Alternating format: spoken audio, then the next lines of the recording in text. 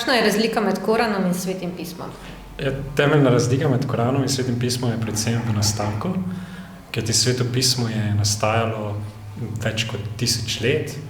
Prvopisni viri segajo v začetek 1. stoletja pred Kristusom, pa potem zadnje knjige Nove zaveze nastanejo že globoko v 2. stoletju, najverjetneje.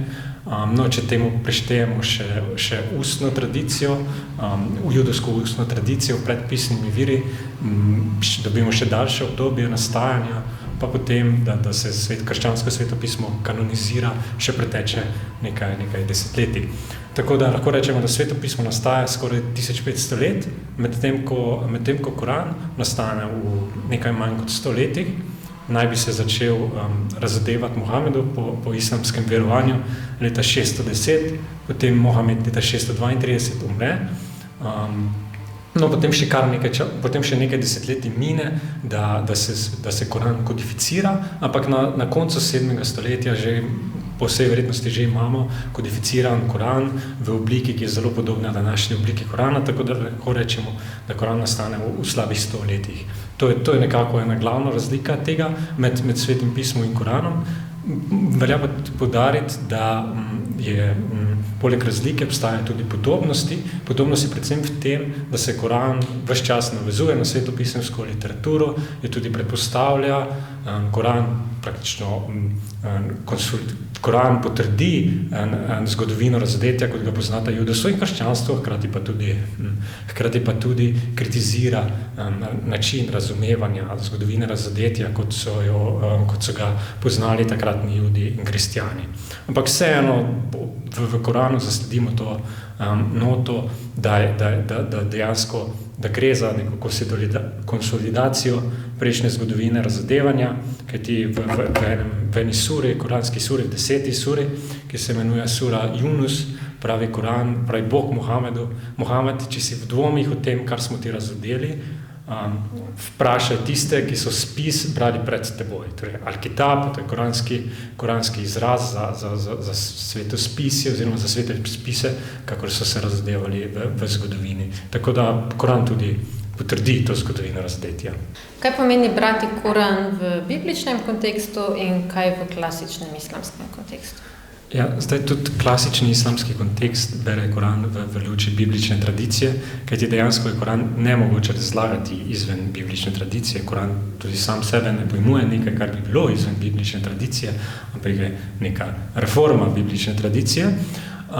In tako je tudi klasična islamska eksegeza oziroma klasična islamska razlaga Korana se je obširno zatekala k temu, da je rabila to ogromno biblično tradicijo.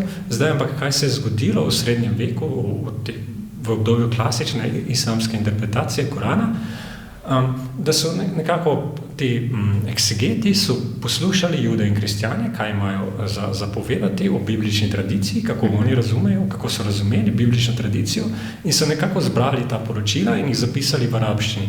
In nekako od takrat dalje, ko so začeli zbirati ta poročila, se je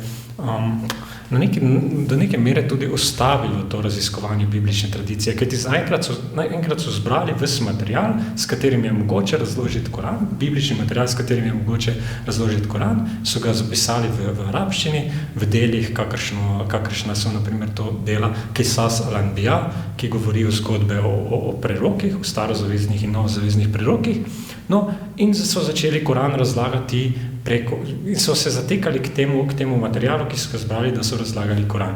Zdaj, v sodobnem raziskovanju se praviloma ne zatekamo k tem kolekcijam, srednjeveškim arabskim kolekcijam,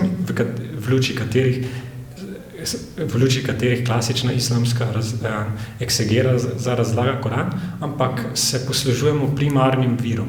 To je primarnim virom predvsem kanoničnemu svetemu pismu. Mimogrede tudi islamski eksegeti so občasno uporabljali kanonično sveto pismo, ampak kaj se danes še bolj dogaja je, da se poslužuje interpretacije judovskih in krščanskih spisov v obdobju pozne antike, to je obdobje nekaj stoletij preden se je razodel Koran.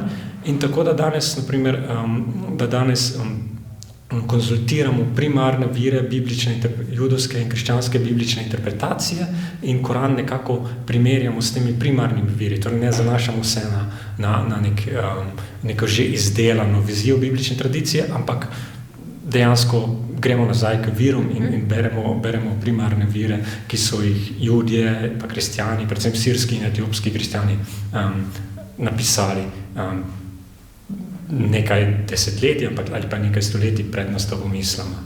Kakšni pa so rezultati sodobnih raziskav, ki preučujejo Koran v bibličnem kontekstu? Jaz mislim, da sta glavna rezultata predvsem dva. Zdaj, prvi rezultat se tiče razumevanja Korana, kajti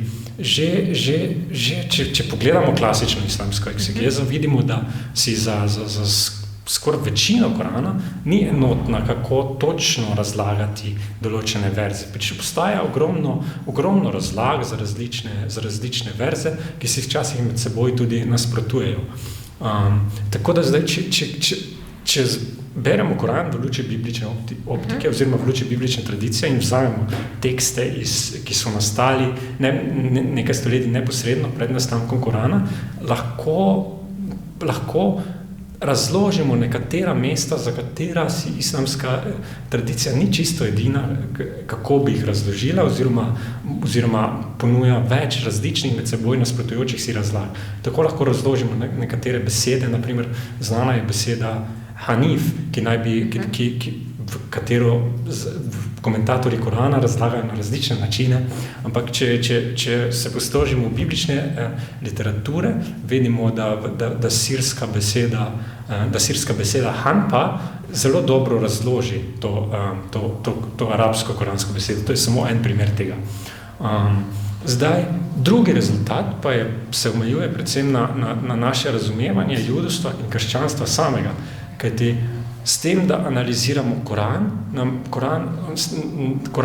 omogoči neko okno v judovski in krščanski svet, ki ga morda ne poznamo tako dobro z drugih virov in tako lahko, na primer, določimo neke stvari oziroma neke diskusije, ki so bile takrat v zraku, ki so se dogajale in ki jih ne bi morali identificirati iz drugih virov oziroma jih iz drugih virov teže identificirati in lahko vidimo, da so nekateri pojmi ali pa nekateri koncepti v judovstvu in krščanstvu bili dosti bolj pomembni, kot se nam danes zdi. Na primer, en takšen pojem je pojem obredne čistosti. V današnjem krščanstvu, na primer, obredna čistost nima več takšnega pomena.